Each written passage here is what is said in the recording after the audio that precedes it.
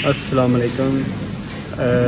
आज जनाब बड़े अरसे बाद वीडियो बना रहे हैं, तो हमारे साथ मौजूद हैं डॉक्टर अली रज़ा साहब। ये इन्होंने कैमरा पकड़ा हुआ है तो वीडियो बना रहे हैं जी। मौजूद जो है आज का ये है कि जो बकरियां बच्चे देने वाली हैं उनमें काफ़ी तरह के मसाइल होते हैं, तो मसाइल पे भी वीडियो बन सकती है और मसाइल के हल कैसे बचा जा सकता है। थान हवाने ख़ास तौर पर जो है ना बकरियों के अंदर मसले आते हैं, उस तनाज़र में छोटी सी वीडियो बनाने जा रहे हैं कि हमें कैसी बकरियों को रखना चाहिए, ब्रीडिंग में लाना चाहिए जिसमें हमें ये चांस कम हो के इनमें थान हवाने के मसाइल कम आएंगे। तो वो आपको बताते हैं जी। चलें डॉक्टर साहब, सबसे पहले हम ये हामला बकरियाँ देखते हैं। आ जाए, सबसे पहले ये बकरी इसका थान हवाने पर फोकस करें। कर लिए जी, चलें अब आप फोकस ख़त्म कर लें। अच्छा, इसका आपने देखा जी हवाना जो है ना वो ऊंचा है, बॉडी के साथ लगा हुआ है, थन छोटे हैं, ठीक है। बकरियाँ तंग भी करती हैं बड़ा, थन निस्बतन छोटे हैं, हवाना जो है ना बॉडी के साथ लगा हुआ है। तो ये ऐसी बकरियाँ हैं कि जो कंट्रोल हैं, ठीक है। जैसे आप वो बकरी देखिए, वो ज़रा फोकस कीजिएगा। तो ये देखा आपने कि ये कंट्रोल है, हवाना बॉडी के साथ है, मुनासिब है और थन छोटे हैं। तो ये सारे हमारे इख्तियार में ये सारी चीज़ें कि बकरी जो है ना कभी भी जब बच्चे पैदा करेगी तो वो डिस्टर्ब नहीं होगी, वो बहुत बड़ा हवाना नहीं कर लेगी, वो थन लंबे लंबे नहीं कर लेगी। बाज़ का सोजिश इनमें आ जाती है, तो जिसकी वजह से फिर इनके ना थन बहुत लंबे हो जाते हैं, सोजिश से पानी आ जाता है उनमें, एडिमा जिसे कहते हैं, तो वो मसले ज़्यादा बढ़ जाते हैं। अगर होंगे ही थन छोटे, हवाना बॉडी के साथ अटैच होगा, तो इन केस अगर छोटा मोटा एडिमा हो भी गया तो फिर भी वो कंट्रोल हो जाएगा। अगर वैसे ही हवाना बहुत बड़ा हो, लटका हो, थन लंबे लंबे हो, तो एडिमा की शक्ल में फिर बहुत ज़्यादा मसाइल आ जाते हैं इनमें। मेस्टाइसिस का चीज़ वो जन्म ले लेती है, तो और बड़ी इश्यूज़ बन जाते हैं। साथ साथ मूव भी करें, बकरियाँ तंग करती हैं। अच्छा, तो इसलिए जो आज की वीडियो है ना, ये इसमें ये सिर्फ आपको बताना मकसूद था, मकसूद ही कहते हैं कि हमेशा वो जानवर रखें जिनके थान हवाने जो है ना वो नॉर्मल हो, हैवी ना हो, लंबे लंबे ना हो। ऐसे जानवर रखेंगे तो आप देर बाद चलते रहेंगे, और अगर इन केस कोई मसला आ भी गया बच्चे देने के वक्त, तो फिर भी वो काबिल कबूल होगा, कंट्रोल हो जाएगा। आए आप मज़ीद थानों वाले देखते हैं।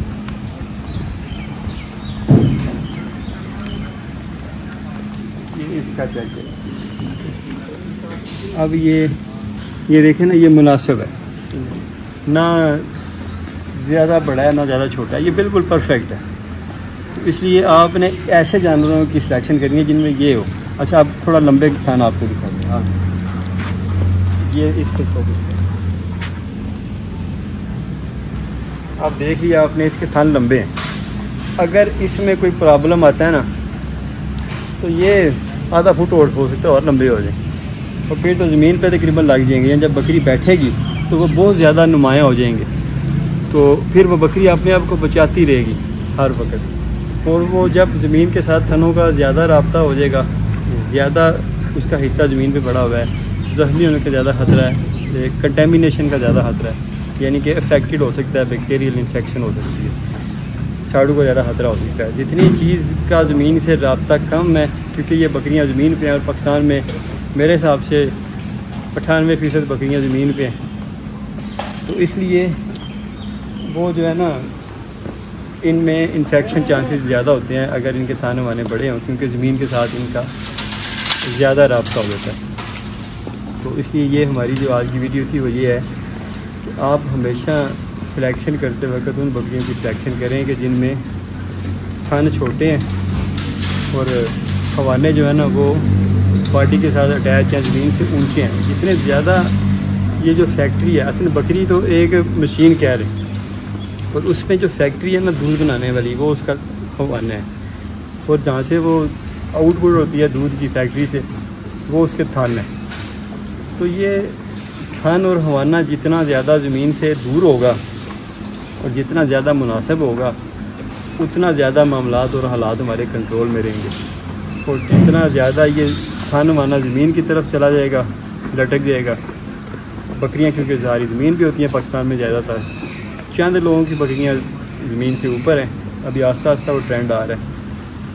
तो ऊपर वाली को इतना प्रॉब्लम नहीं है, क्योंकि वो सफाई वहाँ पे तकरीबन आप कह लें कि 80-90% सफाई रहती है हर वक्त। जो ज़मीन पे है यहाँ पे 100% ही गंद रहता है।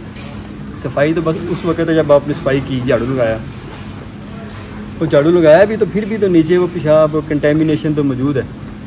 इसलिए आप हर वक्त जो है वो ख़तरे में रहते हैं, आपकी जानवर ख़तरे में रहते हैं, किसी वक्त भी उन्हें इन्फेक्शन हो सकता है।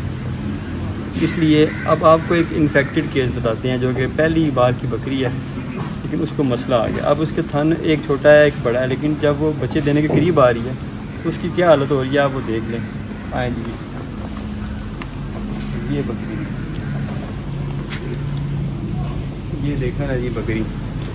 तो अब ये तो चलें, एक इस तरह के रेयर केस होते हैं जिसमें पहले बकरियों के थान में ये मसाइल आ जाते हैं बाज़ का। लेकिन जो पुरानी होती हैं, बच्चे दिए होते हैं, दूध दे रही होती हैं, उनमें जो लंबे थनों वाली बकरियां होती हैं ना, बड़े हवानों वाली, तो उनमें ये जो चीज़ें होती हैं ना, ये कॉमन हो जाती हैं।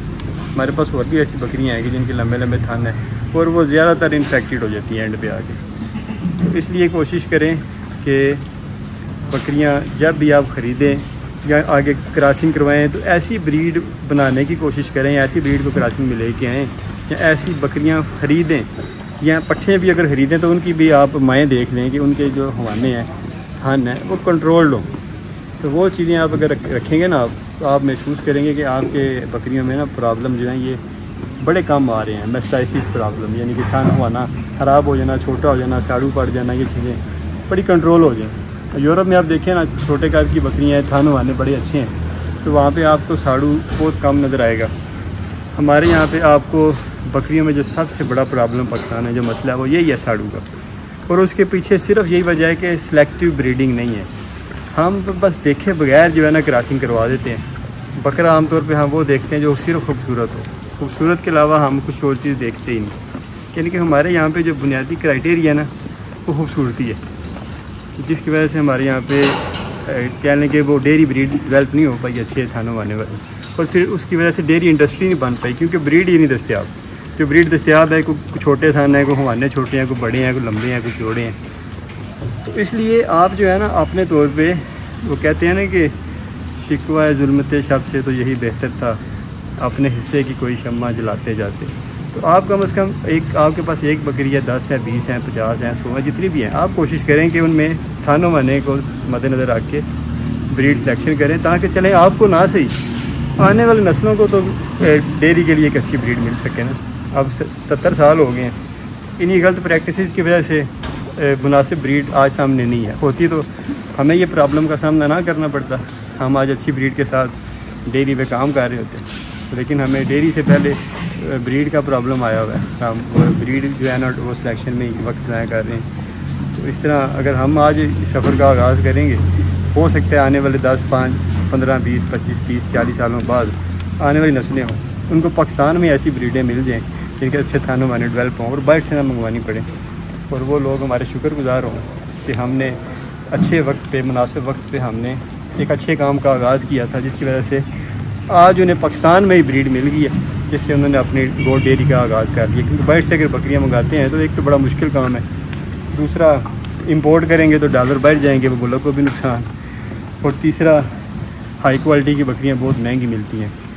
अगर आप डेयरी ब्रीड अच्छी बाइट से मंगवाएंगे तो 10 लाख, 15 लाख, 20 लाख इतने की आपको एक हाई ग्रेड की बकरी मिलेगी, जो कहने पेडिग्रीड और रजिस्टर्ड बकरी होगी। हाँ, जो थोड़ी सी नॉन पेडिग्री, नॉन रजिस्टर्ड बकरियाँ होती हैं, वो 5-7 लाख में आपको पाकिस्तान में पहुँच जाएगी, लेकिन उनका फ़ायदा नहीं, क्योंकि अगर आपने इस पर इन्वेस्टमेंट करनी है तो आप हमेशा रिकॉर्डेड चीज़ पे इन्वेस्टमेंट करते हैं, क्योंकि आपका मुस्तकबिल होता है। तो ये थी हमारी जनाब की वीडियो आज की। अचानक वीडियो बनाई है तो बकरियों के बीच में इसी तरह ही खड़े हो गए आगे, और ये बड़ा तंग आ रही हैं। इससे पहले कि ये कपड़े खा जाएँ हमें दें इजाज़त। अल्लाह हाफ़िज़। अच्छा, डॉक्टर अली रज़ा साहब भी थान आने के बारे में थोड़ा सा कुछ बताएंगे कि इनके क्या एक्सपीरियंसेस हैं मेडिकल टर्म्स में, कि लंबे थान आने के क्या मसाइल हो सकते हैं। सर, आपने एक तो अच्छे तरीके से एक्सप्लेन कर दिया, एलेबोरेट किया कि इनमें मेस्टाइटिस का इशू होता है, ठीक है। तो वो अगर थन जो है लंबे होंगे, ठीक है, तो ये बकरियां यूरिनेशन करती हैं, पेशाब करती हैं, वो भी साथ लगता है, ठीक है। नीचे डस्ट है वो भी लगती है, ठीक है। इसके बाद और एक जो और भी इशू आता है मस्टाइटिस के अलावा, दूसरा ये होता है कि इनमें टीथ लैसरेशन बहुत होती है। मतलब अगर देखें कि मस्टाइटिस के बाद अगर कोई मेजर चीज़ इनमें है अडर के हवाले से, तो वो है टीथ लैसरेशन। अगर एक बकरी उसके थन छोटे हैं और अडर उसका साथ है बॉडी के, तो उसमें यह है कि वो उठने बैठने में आसानी होगी, चले फिरेगी आराम से, उसको ईजी होगी खाने पीने में अपना।